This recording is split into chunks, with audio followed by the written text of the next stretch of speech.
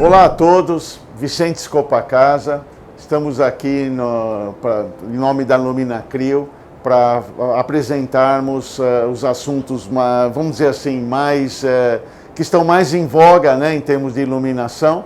Então, o tema dessa palestra de hoje é qualidade de luz, onde nós vamos falar sobre o que está acontecendo em termos de qualidade de luz quando nós utilizamos os LEDs, né?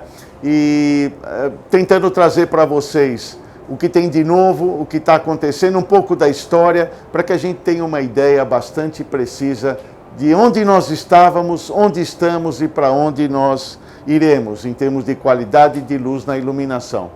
Então, bom, aqui está a nossa agenda de hoje. Nós vamos abordar quais são os parâmetros críticos da qualidade de luz, que nós entendemos como críticos. Então, vamos mostrar isso para vocês. Vamos contar um pouco da história da halógena, que foi a primeira lâmpada incandescente, halógena, depois passando pelas fluorescentes, as lâmpadas mistas, até chegar no LED. Então, vamos contar um pouco dessa história.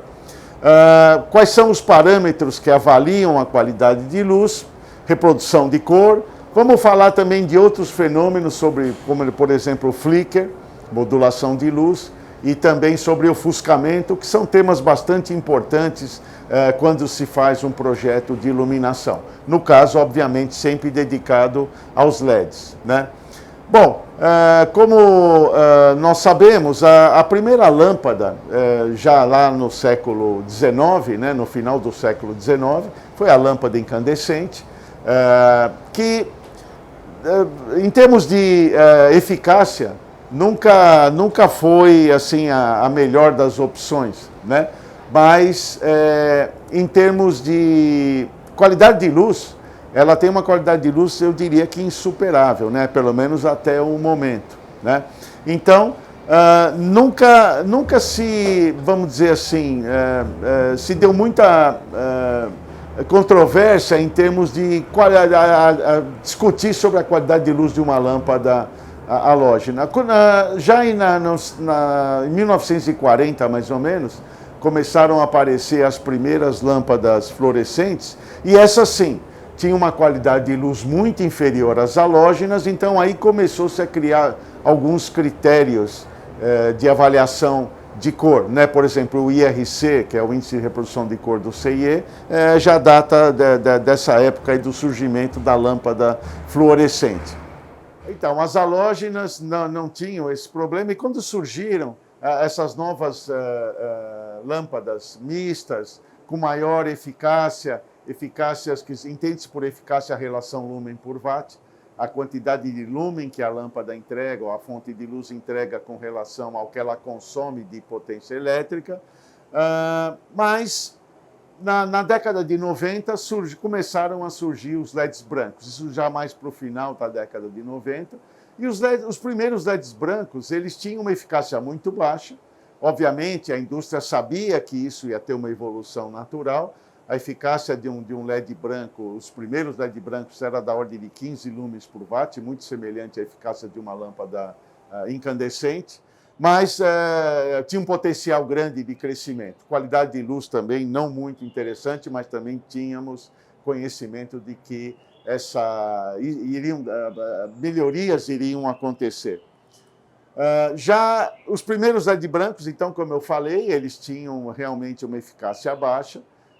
Normalmente era só temperatura de cor fria, sem índice de reprodução de cor por volta de 60, bastante baixo também, mas a aplicação principal desses primeiros LEDs era em outdoor, aplicação em exteriores. Então a qualidade de luz não era um fator muito importante, como é numa aplicação, num projeto de iluminação indoor, né? Um projeto de iluminação interna.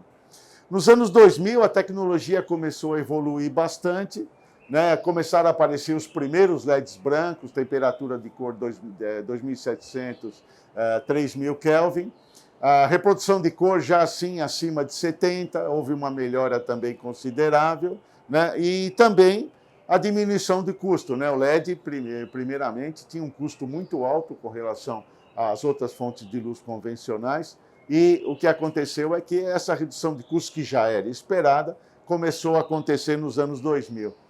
Aí, na década de 2010, as melhorias continuaram acontecendo, né? A eficácia continuou aumentando, novos encapsulamentos de diodos foram disponibilizados, até que em 2020 já alcançamos a eficácia de 200 lumens por watt no diodo, isso, o que fez com que o LED fosse considerada a fonte de luz mais eficaz, sem contar, né, o que a gente costuma dizer que, em termos de a disponibilidade, né, aumentou a disponibilidade, a oferta de mais produtos, inclusive com foco na qualidade de luz. Então, sim, começaram a surgir LEDs já com IRC acima de 90, com temperatura de cor mais estendida, indo até desde 1800 até normalmente 6500 Kelvin, ou seja, vários parâmetros de qualidade de luz, novos parâmetros foram adotados, mais ou menos nessa década, que fizeram com que o LED vamos dizer, tivesse uma presença muito maior no mercado, substituindo as lâmpadas. O que mudou, né, com essa iluminação, que a gente chama de iluminação do estado sólido, que é baseado no LED? O mercado começou a se preocupar com novas aplicações. Uma delas, muito importante, são aplicações voltadas para a iluminação do ser humano. Por quê? A iluminação sempre teve o lado mais visual, né? Lógico, nós enxergamos a iluminação, então a preocupação era mais com o lado visual, com o segmento visual da iluminação. Mas como a luz é energia, e a energia interage com os seres vivos, então começou-se a se preocupar com os fatores psicológicos e fisiológicos da luz. A luz influencia no nosso estado de espírito e influencia na nossa saúde. Então, esses são fatores bastante novos que, a partir, vamos dizer assim, de 2020 aproximadamente, vários estudos mundiais foram realizados e, obviamente, ainda estão sendo realizados, né? E também aspectos comerciais da luz, né? Usar a luz da forma mais apropriada para ajudar, por exemplo, venda de produtos, né? Então, saturação de cor, para fazer com que as cores que sejam iluminadas fiquem mais vibrantes. Então, se estendeu muito e o LED possibilitou tudo isso daí. Bom, como eu disse no começo, a lâmpada incandescente é a lâmpada que tem melhor qualidade de luz, né? Então, quando vieram as lâmpadas fluorescentes e os LEDs, nós acabamos perdendo essa referência de qualidade da luz, né? A iluminação ficou, assim, eu costumo até brincar, ficou mais acinzentada do que era quando iluminado com a lâmpada halógena ou a lâmpada incandescente. Mas o que a gente busca hoje é o que a gente chama de o resgate da lâmpada halógena, né? Utilizando LEDs, que é a tecnologia que está sendo utilizada hoje em iluminação. Então, vários projetos estão sendo realizados, onde a gente pode observar aqui, inclusive nesse exemplo, onde nós comparamos uma fonte de luz LED com uma Linestra, que é uma lâmpada halógena especial, ambas com temperatura de cor ao redor de 2.200 Kelvin, onde, se vocês repararem no espectro, e tanto na avaliação da TM30, que são esses gráficos coloridos, nós podemos observar que as fontes de luz são muito similares. Então, hoje, sem medo de cometer nenhum erro, podemos afirmar que o LED está muito próximo de uma lâmpada incandescente em termos de qualidade de luz, o que é muito interessante. Então, esse resgate é muito importante no mercado, né? Bom, quando eu citei aqui, falamos de luz humana, o que é importante sabermos aqui? Onde nós vamos aplicar isso, né? Esse cuidado com a iluminação voltada para o bem-estar humano. Então, por exemplo, eu cito dois exemplos, né? Onde a gente poderia aplicar, por exemplo, para regular o nosso relógio biológico, que é importante, né? O ser humano tem que ter a luz certa, na hora certa e na dose certa. Então, estamos trabalhando muito nesse sentido, de ter a luminária certa para determinado local do dia, e isso passa muito também pelo que a gente fala da qualidade de vida, né? se você está bem iluminado adequadamente.